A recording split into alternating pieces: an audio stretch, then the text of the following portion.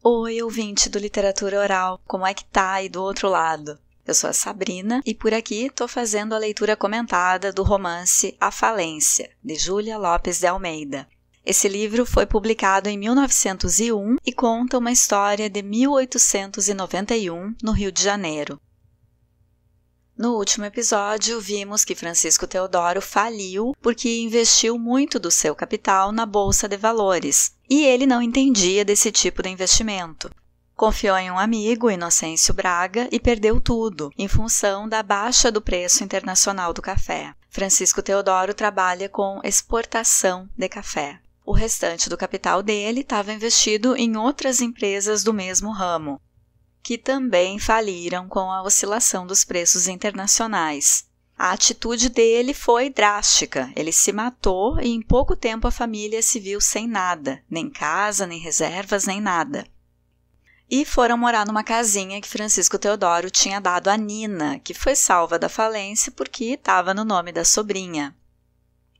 Pessoal, a Juscelia, que acompanha o LO, comentou no último episódio algo que eu não tinha me dado conta. A falência de Francisco Teodoro é a segunda falência na vida da Camila. Lembram lá no início do romance, quando a mãe dela começava a conversar com Francisco Teodoro na casa das tias, na noite em que ele foi conhecer Camila? Pois a mãe diz que Camila é a filha mais velha e mais instruída porque pegou os tempos das vacas gordas na família, quando o pai exercia um cargo lucrativo. Daí esse pai perdeu o emprego, não tem bem uma explicação no romance de por que a família faliu. E da própria mãe da Camila, o Francisco Teodoro teve a impressão de ser uma rainha destronada, quer dizer, alguém que teve posses, que experimentou uma vida de luxo e perdeu tudo. Então, por 2 vezes, Camila empobrece pela inabilidade dos homens em gerir o capital. Primeiro foi o pai, que faliu, depois o marido. A Juscelia morou no Rio e também comentou sobre Botafogo, o bairro onde fica o casarão de Francisco Teodoro. Ela contou que esse era um bairro de zona rural no Rio, que tinha casarões e que depois, conforme a cidade foi crescendo, esses casarões foram sendo ressignificados. A cidade crescendo e algumas famílias falindo, enfim, empobrecendo. Um desses casarões é a casa onde viveu Rui Barbosa e hoje funciona a Fundação Casa de Rui Barbosa. Rui Barbosa, que foi um jurista, diplomata, tradutor, político, que viveu no Rio de Janeiro no mesmo período em que a história da falência acontece, ali final do século XIX, início do século XX.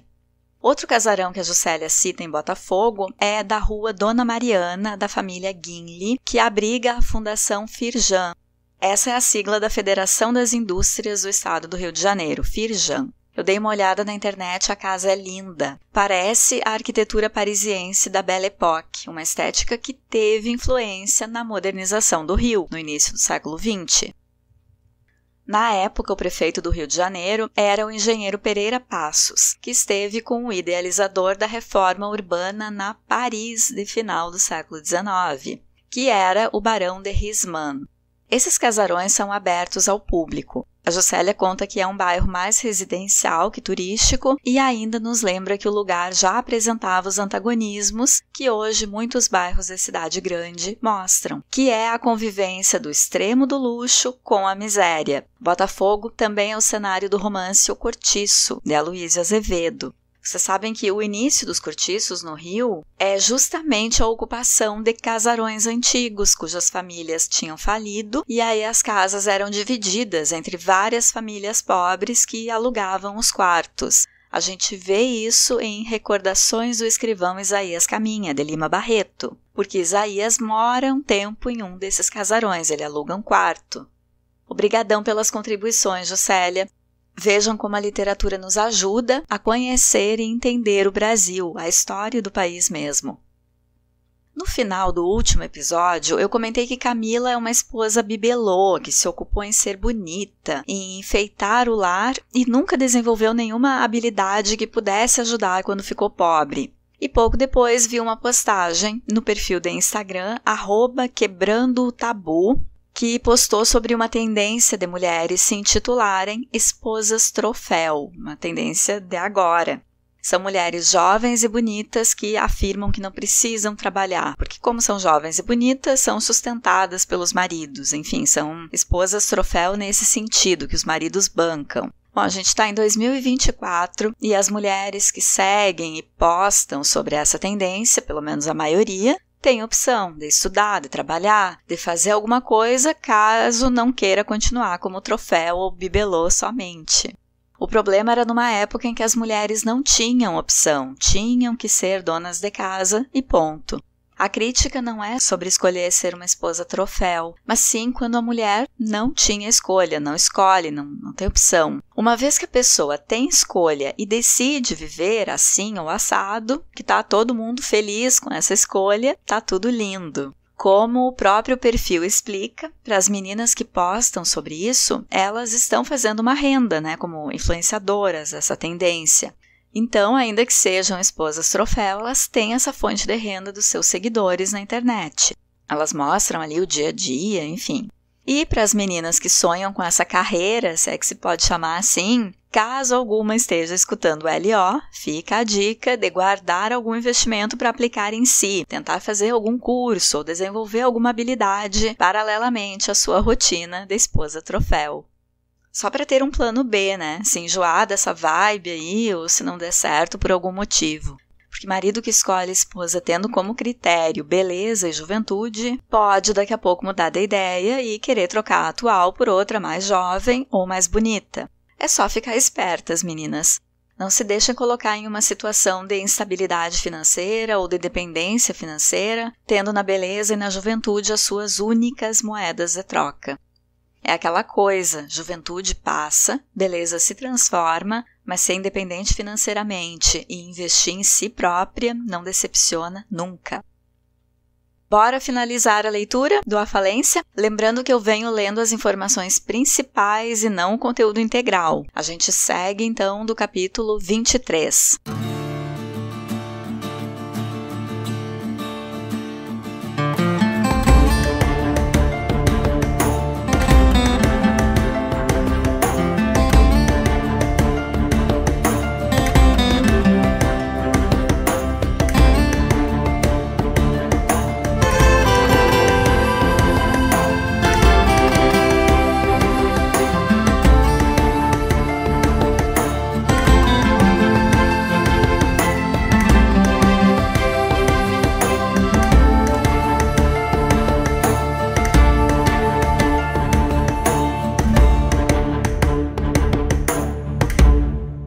As crianças saíram com a mulata. Camila sorriu. Invadiu-a uma grande tristeza, um desejo vago de fugir, de sumir-se na transformação de uma essência diversa. A sua alma amorosa crescia-lhe dentro do peito na ânsia do calor do abraço e o sabor do beijo. Não podia mais. As roupas negras sufocavam-na. Lembravam-lhe a todos os instantes aquele minuto inolvidável que se lhe fixara na vida, que se repetia 60 vezes em todas as horas e de que ela não se libertaria nunca. Nunca? Quem sabe? A sua carne forte acordava de um longo letargo com frêmitos de mocidade, capaz de todos os prodígios. Se a paixão que ela via arrefecer nos olhos de Gervásio se reacendesse, se ele voltasse a amá-la com aquele amor antigo, todo de extremos, se ele voltasse... Na palidez da tarde moribunda, a grande amendoeira desnudava tranquilamente. Camila olhava para ela, invejando-lhe a serenidade, quando sentiu passos. Voltou-se. Gervásio sorria-lhe da porta. «Vem!» murmurou ela então, num triunfo, estendendo-lhe os braços. Ele precipitou-se. O médico puxou-a para si e ia beijá-la, quando a Nina apareceu na sala, com modo disfarçado. «Querem luz? Como as meninas estão tardando?» Gervásio não respondeu, achou-a importuna. Foi só depois do portão fechado sobre as costas do outro que o Mário se voltou para a mãe com uma expressão que significava «Ainda?» Foi ainda soluçante que Mila perguntou afinal: «A Paquita?» «Está muito pesada, por isso não veio». Camila sentiu o sangue sumir-lhe. «Quê? Um neto?» O seu Mário ia ter um filho. E as irmãs? Onde estavam as irmãs? Por que não as entregou à minha cunhada? Ela escreveu nos falando nisso. Tive pena, não me quero separar delas. Sim, concordo que é penoso, mas é para o bem delas. E essa situação não pode continuar. Paquita é uma mulher sensata. Mesmo a bordo, determinou tudo da melhor maneira. Lia e Raquel vão para a casa de minha cunhada. Ruth irá morar conosco. Isso até lhe facilitará um casamento, coisa sempre difícil para uma moça pobre. E Nina tem o recurso de ir para a casa do pai. E eu? A senhora, visto que agora é livre, por que não se há de casar? Camila tornou-se rubra e escondeu o rosto nas mãos. Mário não soubera reprimir-se e já agora prosseguia. Acho preferível o casamento à continuação dessa vida. Perdoe-me que lhe diga, mas suas filhas merecem outros exemplos. Não tive a intenção de a ofender. Se eu não tivesse encontrado aqui aquele maldito homem, as coisas teriam caminhado de outra maneira. Compete agora a mim o dever de zelar pela sua honra. A senhora é viúva, o Dr. Gervásio é solteiro, amam-se. Casem-se, é lógico. A senhora não é criança, deve perceber que desse modo compromete o futuro das meninas. O tempo lhe dirá se tenho razão. Fechada no seu quarto, Camila tentava ler, mas os olhos fugiam-lhe da leitura para as caminhas vazias das gêmeas, entregues desde a véspera à baronesa da Laje. Cumpriam-se as ordens de Mário. A família espalhava-se ao bruto pontapé da pobreza, uns para aqui, outros para acolá. Que imprevistas soluções tem a vida. E o conselho do filho não a deixava, numa fixidez alucinadora. Sim, só Gervásio poderia salvá-la se quisesse dizer primeiro a palavra que ela não tinha coragem de pronunciar. Camila fechava os olhos, tapava os ouvidos e sempre, continuamente, entre o seu orgulho de mulher e os seus extremos de mãe, badalavam as palavras do filho. Case-se, case-se, case-se. E ele tinha razão, só assim ela tornaria a ter um lar onde aninhasse as filhas. Cessariam os sacrifícios de Nina e de Ruth. A Noca trabalharia só para si, e o Mário... O ressentimento que lhe ficara daquele filho, que viera de longe para lhe amargurar, avolumou-lhe as lágrimas que chorava. Tinha-se humilhado, havia de humilhar-se até o fim. Falaria a Gervásio. Devia fazer-se isso depressa, a tempo de salvar toda a gente e reunir as crianças antes do desapego completo. Francisco Teodoro assim quisera, furtando-se a responsabilidade da família, fugindo da vida desde que a vida, em vez de presenteá-lo, lhe pedia favores. Era o abandono. Pois bem, ela reconstituiria o lar que ele desmanchara. O seu velho amor, purificado por tantos sobressaltos, por tantas agonias, ressurgiria, como um dia de luz após outros de negrume, para a felicidade de todos. Mário dissera um dia: escolha entre mim e o Dr. Gervásio. Aí estava ela agora radiante, escolhendo a ambos, porque adorava um, porque era mãe do outro. Numa imposição de vontade, despiu-se à pressa e enfiou o vestido de sair. Os dedos mal atinavam com os colchetes. Nem olhou para o espelho, na ansiedade de partir, de correr para o futuro. Eram 4 horas quando entrou no bonde que a levaria à casa do Dr. Gervásio. Era como se tivesse saído de um cárcere. Tudo lhe parecia diferente e mais bonito. Começavam já a aparecer as chácaras de Botafogo, grandes relvados, altas palmeiras, frescuras de água e de sombras macias. Em quantas daquelas casas ela fizera brilhar as suas joias, rugir as suas sedas, vagar o perfume do seu lenço de rendas e dos seus vestidos. Bons tempos. Ah, mas eles voltariam, quando a fortuna e a lealdade de Gervásio a repusessem no lugar de que a ambição do marido a tinha arrancado. Ia leve, como é bonito e curto o caminho da felicidade. O bonde dobrou a Rua dos Voluntários, e uma súbita angústia caiu no coração de Camila. Ia passar pelo Palacete Teodoro como uma estranha. Por um grande trecho da rua, ela esperava esse momento com curiosidade e terror. E quando o momento chegou, quis abranger tudo com a vista, adivinhar até o que se passava dentro daquelas grossas paredes. Na fugacidade do instante, só pôde perceber que a janela do seu quarto estava aberta e que tinham substituído por areia preta a antiga areia branca do jardim. Teve ímpetos de mandar parar o bonde, de entrar pela casa. O bonde passou e Mila, toda voltada no banco, olhava para a sua casa, depois para o seu jardim e ainda, enquanto a viu, para a alta copa ramalhuda da sua mangueira. Sentiu então como que um desdobramento da personalidade. Ela que passava sozinha, vestida de lã negra, com um véu de crepe pela cara, mal arranjada, abotoada à pressa, não era a Camila dos vestidos claros e das mãos luminosas. Essa estaria lá dentro do palacete, no seu eterno sonho de mocidade, de amor e de beleza. Quando entrou em casa de Gervásio, teve um ímpeto de voltar para trás.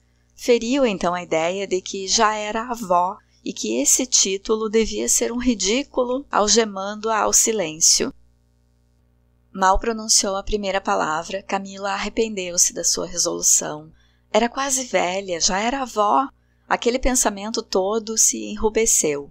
Calou-se de novo, com os olhos rasos de água. Então, baixinho, num sussurro, com o rosto unido ao rosto dele, Camila disse tudo. Levada pelo seu sonho, ela não percebia quanto as mãos dele tremiam nas mãos e que sombras lhe passavam pelo rosto transtornado. Quando ela acabou, ele não respondeu, ficou por largo tempo imóvel, como se ainda esperasse a última palavra. O médico ergueu-se de chofre e, com voz metálica e dura, disse rapidamente: "Não pode ser." Camila moveu os lábios numa agonia de morte. O que ela temia ali estava. Ele tinha razão. Era bem feito. Casar, para quê? Fora a nora que a obrigara a tamanha humilhação. Atrás daquela máscara de seriedade, Gervásio havia de se estar rindo dela, da pretensão daquele miserável corpo de avó a um noivado de amor. Teve a impressão dolorosíssima de estar coberta de rugas e de cabelos brancos. Olhou para as mãos com medo, não compreendeu bem o motivo porque continuava ali e levantou-se com esforço para se ir embora. Gervásio, pondo-lhe as mãos nos ombros, fê-la sentar-se outra vez com brandura. "Para quê?" perguntou-lhe ela, quase chorando. "Para te dizer tudo. Eu sou casado." Camila abafou um grito, tapando a boca com a mão. Ele dissera aquilo num desabafo, na ânsia do golpe inevitável, com uma voz cortante como a de um machado lanhando um tronco verde. Roto o segredo, apiedou-se logo e falou com humildade, muito chegado a ela. Também pensara nisso ela, também a quereria fazer sua aos olhos de toda a gente, mas estava preso a outra mulher, até que a morte... "A morte", suspirou Camila. E ele continuou muito comovido. "Viste-a uma vez, lembras-te? Era aquela mulher de luto que encontramos na volta do Netuno. Achaste-a bonita. Percebeste a nossa impressão e tiveste ciúmes. Eu não queria que soubesse, mas agora a explicação deve ser completa. Dir-te-ei toda a verdade. Sim, amei-a muito, casei-me por amor, mas no dia em que percebi que ela me enganava, deixei-a. Morávamos no Rio Grande, ela ficou lá com a mãe, eu voltei para aqui. Quis divorciar-me, ela opôs-se, opõe-se ainda. Quer ter-me acorrentado como um cão, consegue-o, é tudo." Era tudo. Camila percebeu o melindre do segredo, mantido para evitar-lhe uma ofensa. A razão iluminava-se-lhe. Ela não podia ser, aos olhos daquele homem, nem melhor nem mais digna do que a outra que ele desprezara. A mesma culpa as nivelava. E se ele não encontrara perdão para a esposa, como encontraria respeito para ela? Ela colheu a cauda da saia e saiu tiritando de frio por aquela luminosa tarde de verão. Encontrara fechada a porta do fundo, voltara para trás aturdida, como se sentisse dentro da cabeça um sino doido badalando furiosamente. Ele era casado, ele mentira-lhe. Tantos anos de mentira, tantos anos de mentira. Camila percebia que estava tudo perdido. No outro dia escreveria uma carta a Gervásio com a sua última palavra, o adeus definitivo. As lágrimas rolavam-lhe em fio pelo rosto abrasado. Estava bem certa de que aquele era o dia da sua segunda viuvez. Era casado e desprezara a mulher pela mesma culpa, que seria ela também aos olhos dele. Oh, ser honesta, viver honesta, morrer honesta, que felicidade! Se pudesse voltar atrás, desfazer todos aqueles dias de sonho e de ebriedade, recomeçar os labores antigos na insonsa domesticidade de esposa obediente, sem imaginação, sem vontade, feliz em ser sujeita, em bem servir a um só homem, com quem pressa voltaria para evitar essa humilhação, pior que todas as mortes, porque vinha dele que ela amava tanto. Amava ainda. Olhou com desprezo para o seu belo corpo de mulher ardente. Era um despojo de que valia. Lembrou-se com terror das filhas, aquelas crianças nascidas dela, predestinadas para o sofrimento. Caminhariam alegremente para o amor, e o amor só lhes daria decepção e miséria. Numa angústia, Camila interrogou com olhar ansioso a treva muda. Senhor, que haveria no mundo para a salvação das almas doloridas? Alguma coisa falou-lhe no ar, em um rasgo de poesia que subia às estrelas, a música de Ruth. A essência da lágrima purificava-se no som com o poder da infinita pacificação. Então a viúva teve inveja da filha, daquele ideal puríssimo, que não lhe traria nunca o travo de um desengano. A arte a consolaria do homem, pensou, quando chegasse o dia de o amar e de o servir. Maldita a natureza que a fizera a ela só para o amor. Às 11 horas da manhã seguinte, Camila sentou-se a um canto da sala de trabalho. O sol entrava pela janela, estendendo no chão uma toalha de ouro. Debruçada sobre a mesa, Ruth escrevia em papel de pauta, preparando lições para 2 discípulas novas. Toda a sua indolência antiga se transformara em atividade. Nina cosia à máquina e no meio da casa, Noca borrifava a roupa para o engomado. Ela olhou para todos. Ruth estava feiosa, muito magrinha, mas a sua coragem iluminava-lhe a fronte, uma fronte de homem, vasta e pensadora. As outras pareciam até mais bonitas naquele afã, estavam na sua atmosfera. Com voz pausada e clara, Camila pediu que lhe dessem trabalho. Olharam-na com espanto. Mamãe, quer mesmo fazer alguma coisa? Sim, minha filha, tudo acabou, devo começar vida nova. Então mande buscar as meninas e ensine-as a ler, exclamou Ruth. Um grito irrompeu de todos os peitos. Noca saltou. Vou já me vestir, credo, não sei o que parece isso da gente dar os filhos. Deixe Mário falar, afinal aqui ninguém há de morrer de fome. Vou buscar as crianças? Vou ou não vou? Vai, respondeu Camila, muito excitada. Mas olha, não ofendas a baronesa. Basta dizer que eu não tenho nada no mundo senão as minhas filhas. Depois de 2 anos de viagens pelos Estados Unidos, o capitão Rino desembarcou no Rio de Janeiro. Vinha outro, remoçado, lépido, despido do seu ar de ingênua rudeza. Havia agora no seu sorriso a mesclazinha de ironia que a perversidade do mundo ensina aos homens.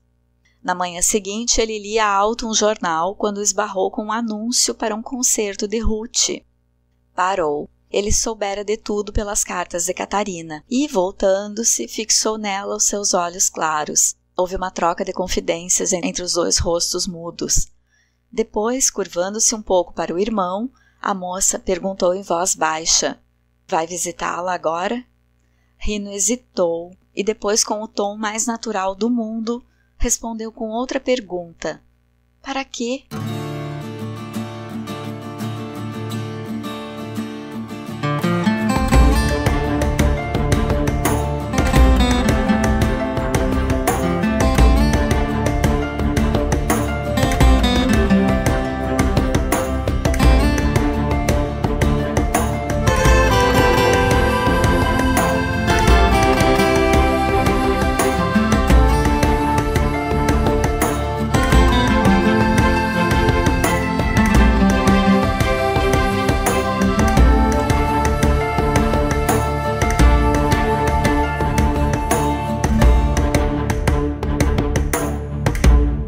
Chegamos ao fim do A Falência. Na leitura de hoje, vimos a ironia de pensar em que Mário, com a amante francesa, ia arruinar a fortuna da família. E no fim é ele quem oferece solução para as irmãs. Vamos olhar para o casamento do Mário? Qual é o papel desse casamento dentro da narrativa, quando a gente sabe que a autora participou de movimentos pela emancipação feminina? Quem aciona esse casamento é a noiva, a Paquita. Paquita é uma mulher que escolhe o marido. A revelia dele não ser um bom partido, mas é o homem que ela quis.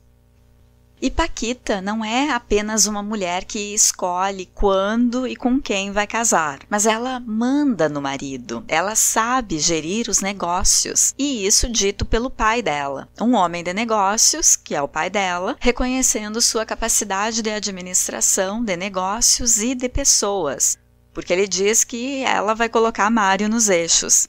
Esse casal é moderno, portanto, o Mário e a Paquita. Inaugura um modelo de relacionamento que não era o usual no fim do século XIX. Eu digo inaugura neste romance, A Falência. Quando a gente olha o casamento do Francisco Teodoro, por exemplo, que queria uma esposa pobre e medíocre, e Camila sendo submissa, ainda que dando umas escapulidas, já que ela tem o caso com Gervásio. A gente pode colocar Paquita junto das personagens Ruth e Catarina como expoentes de um feminino que começa a ser poderoso, ciente de seu poder nesse romance.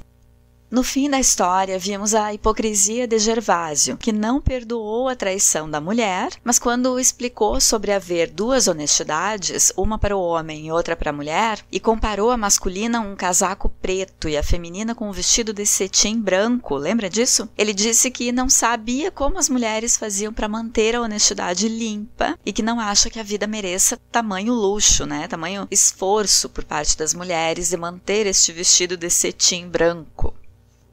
Ou seja, ele não vê necessidade em as mulheres precisarem ser tão corretas, preservar tanto o cetim branco da sua honestidade, mas abandonou a esposa que ele achou que não foi honesta. Fora a hipocrisia de ter rompido com a mulher porque foi traído e depois ter um caso de anos com Camila, que é casada. Gervásio fez com Camila, tendo um caso com ela, o mesmo que ele condenou no comportamento da mulher dele. Subvertendo o romance Madame Bovary, de Gustave Flaubert, publicado em 1856, Júlia Lopes de Almeida não pune a personagem mulher que teve um caso extraconjugal. Lembra que lá no início Camila falou para o Gervásio que ela não gosta de ler romances porque os escritores concedem finais trágicos e tristes às mulheres? Pois Júlia Lopes de Almeida fez diferente e empoderou o feminino. Aquela cena em que Camila, já resignada pelo fora do Gervásio, olha para as mulheres da família, cada uma trabalhando ali como pode, e decide trabalhar também. Pede que deem algum serviço que ela quer ajudar, e aí manda buscar as gêmeas que tinham ido ser criadas pela baronesa e reúne a família decidida a sobreviver. Essa cena marca o empoderamento feminino no romance. É um arremate com prevalência do feminino, que, ainda que na pobreza, vai se virar, vai fazer pela vida. E a gente tem no texto um indício de que tudo vai ficar bem, porque passados 2 anos dessa virada de mesa da Camila, Rino vê no jornal o anúncio de um concerto da Ruth. Quer dizer, elas estão progredindo, Ruth continua a ser uma musicista e vai se apresentar. Então Camila age diferentemente de Emma Bovary nessa tomada de atitude, em não sucumbir depois da rejeição do amante e também em valorizar as filhas, querer se animar para estar com a família unida, porque Emma nunca deu bola para a filha. A Camila mãe prevalece. As gêmeas voltam a morar com ela nunca colocou o caso dela na frente dos filhos, inclusive nunca ficava com a amante em casa por respeito às crianças. Só um beijinho aqui e ali, mas nada mais que isso. Diferente de Emma Bovary, que não é maternal, nunca priorizou a filha. E Camila não termina punida, como faziam os autores homens com suas personagens mulheres infiéis, como Madame Bovary, de Flaubert. Romance publicado 45 anos antes do A Falência. Apesar de rejeitada por estar pobre pelos 2 pretendentes, o Gervásio e o Rino, os 2 que queriam a atenção dela quando ela era casada e rica, apesar disso, a narrativa mostra uma Camila que vai tomar as rédeas da sua vida, vai se virar e vai perceber que homem pode ser bem interesseiro. Então esse final não é uma punição, é uma mudança de rumo. E é uma mudança que tem mais a ver com o estilo de vida de mulheres que podem ser independentes. Mulheres que despontavam, vivendo sozinhas no fim do século XIX, que já não viam no casamento a única opção da vida. Pela traição do marido em si, Camila não é punida. Ela não paga preço nenhum pela traição. Francisco Teodoro morre sem nem suspeitar da traição. A Camila paga um preço alto pela alienação, por nunca ter se interessado pelos negócios, por não ter sido curiosa sobre a forma de ganhar dinheiro do marido, por não ter feito um pé de meia para ela. Por isso, sim, ela é punida, porque ela fica pobre e vai ter que começar a trabalhar justamente quando está na miséria. Pela traição, nunquinha. O marido morre sem saber. A Júlia, então a escritora, faz diferente dos escritores homens e emancipa Camila. Não humilha e não pune a personagem adúltera. Porque ficar pobre, pessoal, é uma mudança de rumo que ainda pode ser revertida. Camila sofre os infortúnios de ter ficado pobre, mas está viva e dando a volta por cima, renascida para melhor como mulher. Ainda em contrariedade ao final do romance realista Madame Bovary, em A Falência, quem se dá bem são as personagens leitoras. Gervásio e Rino, que são os leitores da história, são críticos e inteligentes o suficiente para saber quando se envolver e quando cair fora. São uns espertalhões, isso sim.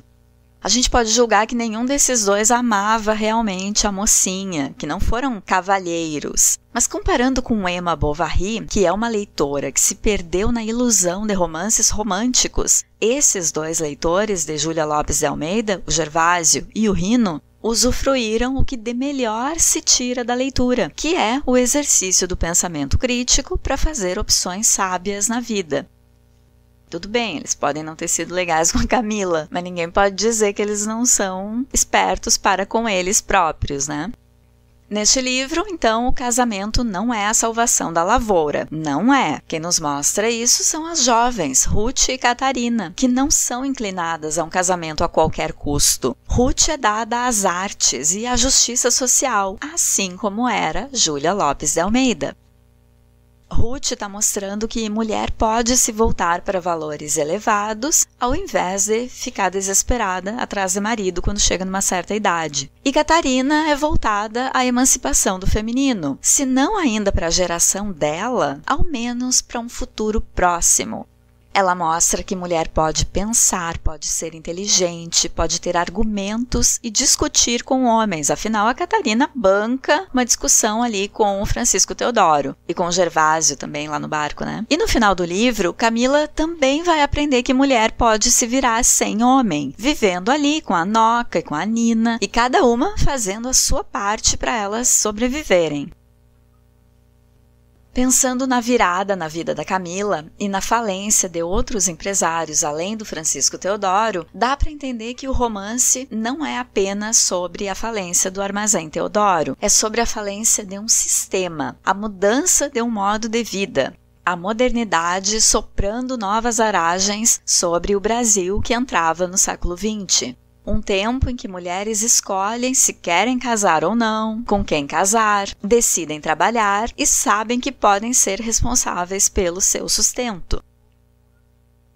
O núcleo feminino, trabalhando na casinha da Nina, inaugura um novo modelo de família, em que as mulheres são as provedoras e em que o estudo tem valor. Como exemplo, a educação musical da Ruth, com a qual ela consegue alunos de violino e 2 anos depois está anunciando o próprio concerto. Júlia Lopes de Almeida termina o seu romance com essa revolução.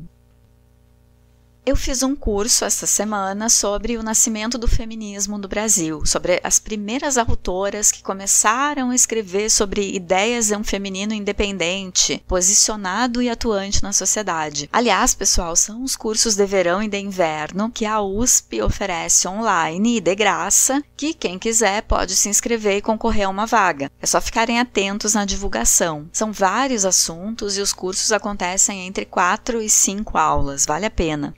E aí, com o conteúdo desse curso, que era sobre mulheres escritoras do século XIX, a gente vê que olhar para a história das primeiras brasileiras escritoras e feministas é olhar para uma série de escritoras que foram apagadas do cânone, do conjunto de autores indicados para leitura nas escolas, enfim, foram silenciadas. E nem é que tenham produzido pouco ou que o que elas escreviam não tivesse qualidade. A Júlia Lopes de Almeida, por exemplo, vivia da escrita, se sustentava publicando romances. Tem uma obra vasta. É sim um movimento do patriarcado de apagar o feminino da história literária mesmo. Nessa leva entram também nomes como Nízia Floresta, que a gente tem o episódio 41, e Josefina Álvares Azevedo, que está no episódio 56 do LO. E muitos outros nomes que eu fiquei sabendo no curso e quero trazer aqui no podcast. Interessante que neste mesmo episódio eu estou falando de mulheres que lá atrás, no século XIX, batalharam pela emancipação do feminino e pelo direito de exercer cargos públicos e trabalhar. E abri o episódio falando de um movimento de agora, de mulheres defenderem ser esposas troféu. São as voltas que o mundo dá. Mas é isso. Feminismo é por defender o direito de escolha das mulheres poderem ser o que quiserem, inclusive donas de casa subservientes. E vocês, o que é que acharam do A Falência? Com a leitura de hoje, terminamos a análise desse romance. No próximo episódio do Literatura Oral, volto com alguma sugestão literária ou com outra leitura comentada. Até lá, fiquem bem, cuidem-se. Um abraço!